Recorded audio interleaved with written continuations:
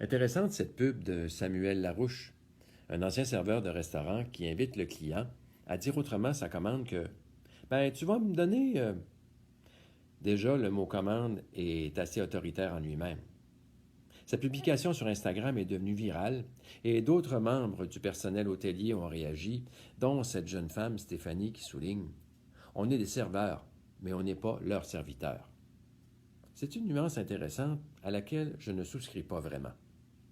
Par expérience personnelle, je dirais que si tu veux être un bon serveur, tu dois être en état de serviteur. On est au service du client, à la limite de ses caprices, pour lui faire vivre une expérience agréable, mais toujours dans le respect mutuel des règles de politesse.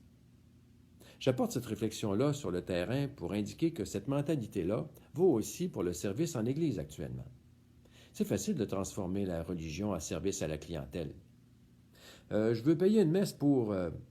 vous allez baptiser mon enfant. Je veux tel chant pour les funérailles de mon mari. À mon mariage, je veux ça.